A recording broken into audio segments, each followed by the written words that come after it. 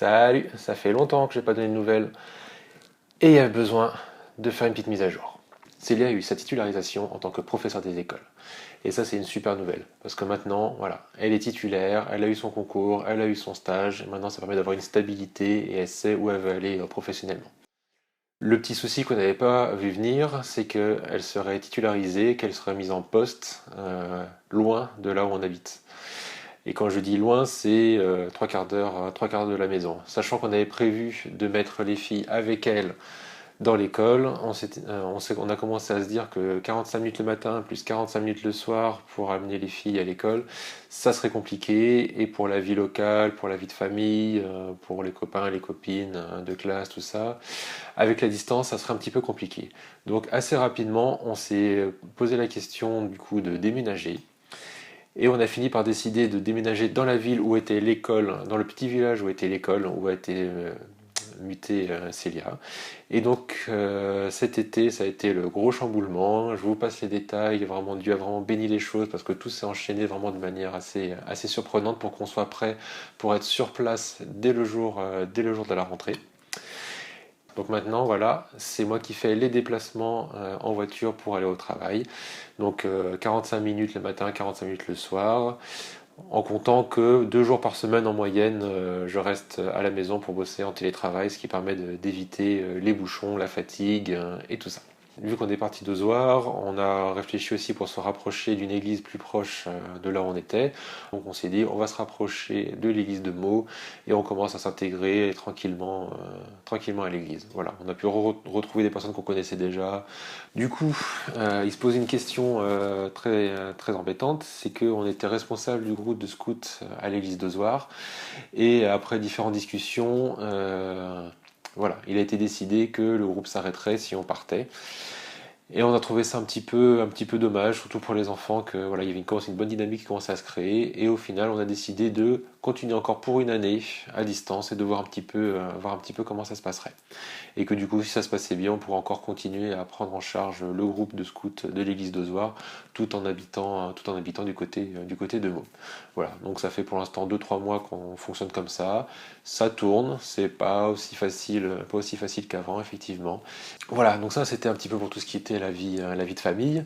En ce qui me concerne plus personnellement au niveau des projets du top, il y a une grosse nouveauté qui va arriver à la rentrée, j'en avais déjà parlé par le passé.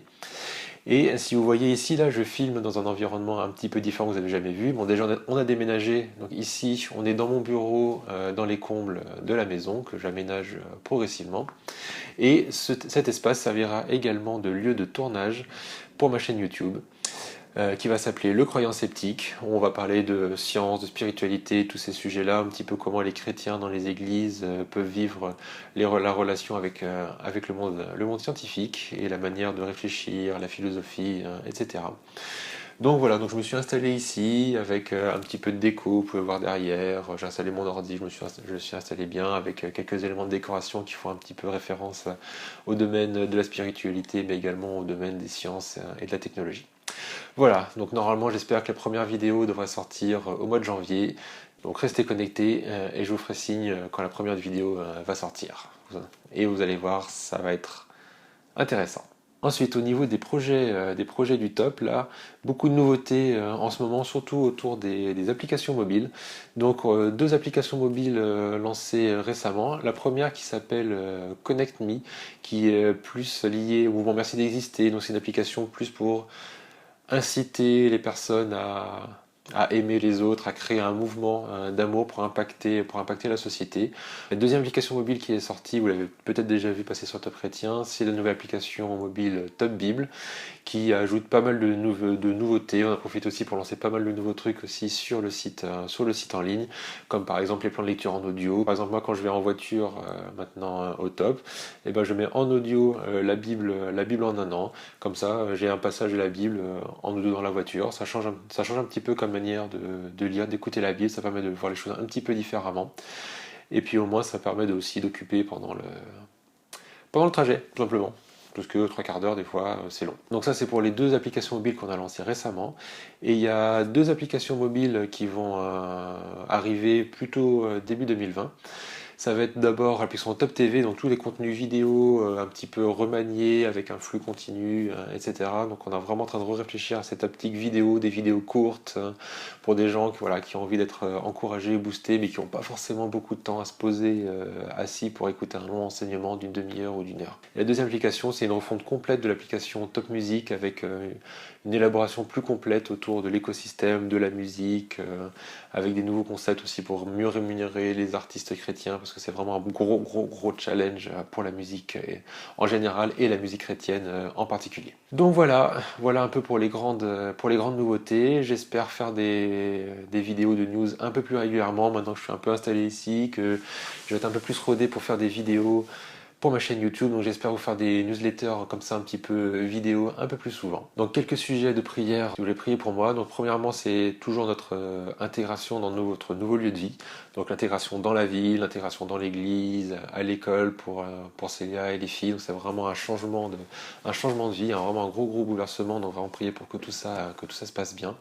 Pour le projet de scoutisme, je vous l'ai dit, voilà, c'est encore un peu fragile, un peu bancal. Voilà, que Dieu nous montre vraiment quelle est la volonté.